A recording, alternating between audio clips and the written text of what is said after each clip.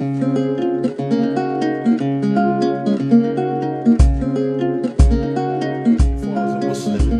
used to think a lot. You understand? And to the degree, like I said, it used to make me get depressed because my mind used to go into overload. I used to start thinking about everything because I've been through a lot.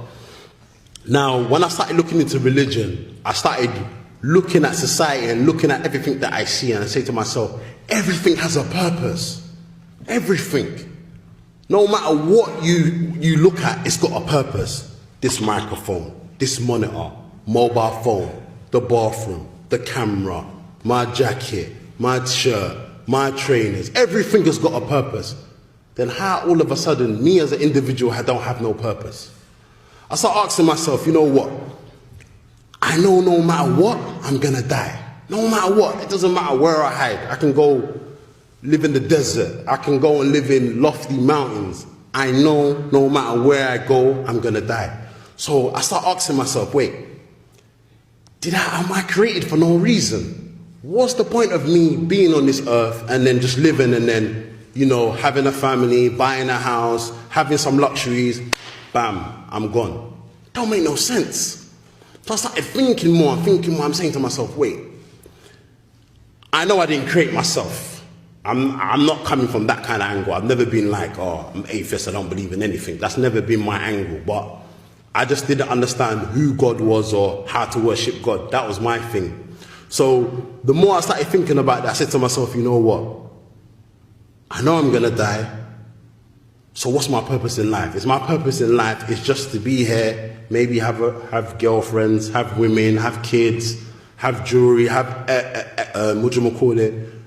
I don't know, luxury things, and then I'm just gonna die. I said, this don't make no sense. It don't make no sense because then God created me for a silly reason. So I started thinking, what's my purpose of life? And that's when you start looking at things like, you know, the prophets. I start reading about the prophets. I start reading about the prophet Moses and whatnot.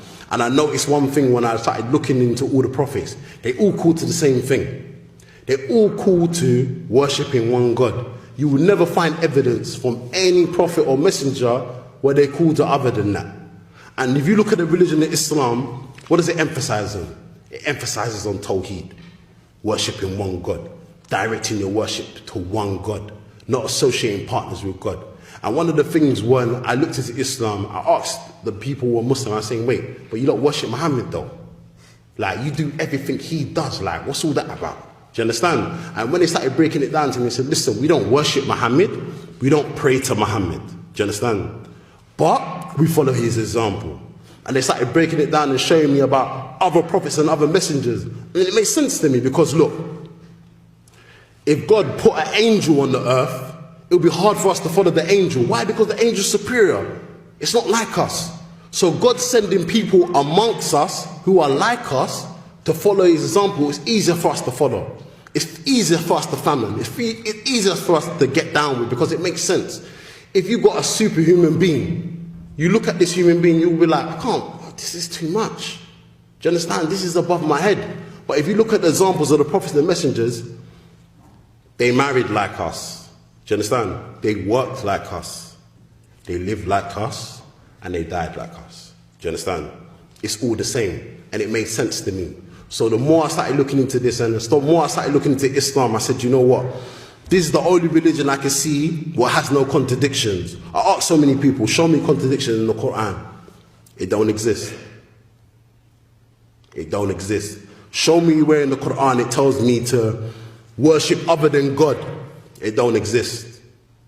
So when I started looking on the emphasis on Tawheed, it made sense to me, directing my worship to one God. Because when I was looking into Christianity, all this God is free and stuff like that, I couldn't get it around my head. It was too much for me.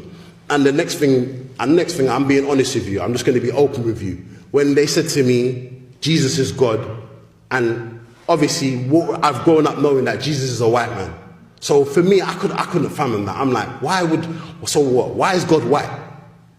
No, I'm being honest with you. I used to ask myself this, why is God white? This don't make no sense. This is not fair. Why is my creator white? Like, so what? Is white better than me? Do you understand? And when I start looking into Islam and look at the examples of the Prophet Muhammad sallallahu alaihi wasallam, when he said in his final sermon, there's no difference between a black man and a white man. The only difference between us is through our deeds. I said, this makes sense to me. This makes sense to me. I grow up going to a church. I'm in a church. I see a white man on the wall. I'm like, this is too much. I can't get down with this. Like, I'm being honest with you. I can't get down with this. This is not fair. This is not fair. Why is my creator white? Just like Nation of Islam.